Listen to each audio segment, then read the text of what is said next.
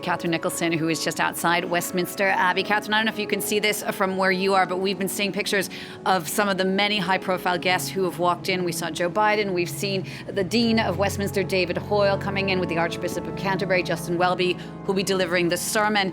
Catherine, talk us through a bit more. Who are some of these up to 2,000 high-profile guests, dignitaries, heads of state?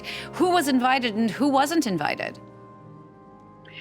Well, Jeannie, I think we can say pretty much everybody was invited, apart from the leaders of 6 countries with which the UK currently does not have official diplomatic relations, those being Russia, Belarus, Syria, Afghanistan, Myanmar and Venezuela.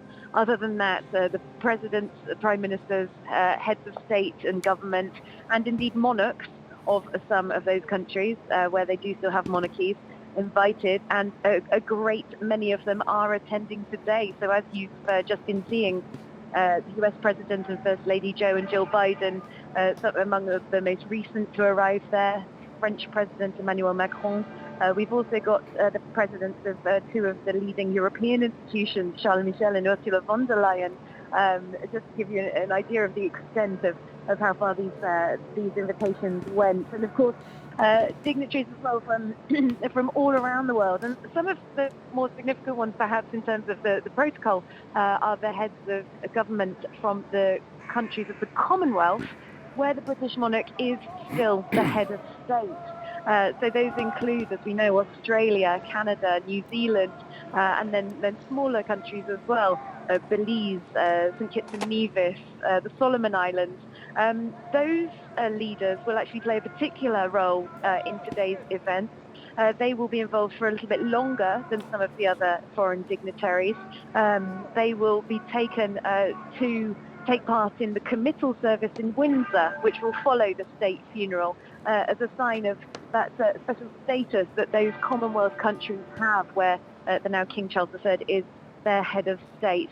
And there are realm prime ministers, governors general, all sorts of dignitaries from those various countries. And as you can probably see on your screen just about now, in Parliament Square, close to the Abbey, there are Commonwealth flags flying among the flags that are displayed in central London today. Indeed, Catherine, we've been seeing some of those flags. We're now seeing images of the inside of the Abbey. It is a really splendid sight, quite a remarkable thing to behold.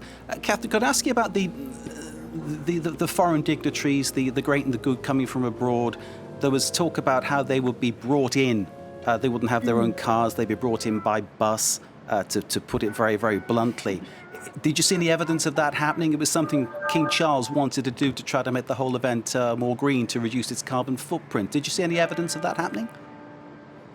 Well, unfortunately, from where I am, I'm well within the security cordon. I'm so close to Westminster Abbey that the security here is probably at its absolute highest point. So obviously it's a little bit difficult for us to see all the angles around the Abbey. There are, of course, several entrances to the Abbey as well. But I do believe that while many of the dignitaries were brought here, they were conveyed here by collective transport, as they're calling it, from the Royal Hospital in Chelsea, that's 2 miles from the Abbey. I believe that Joe Biden did use his own motorcade, and then it actually got stuck in some central London traffic just a little bit earlier. A sign, once again, of what a big event this is and how unpredictable things are, even for the President of the United States.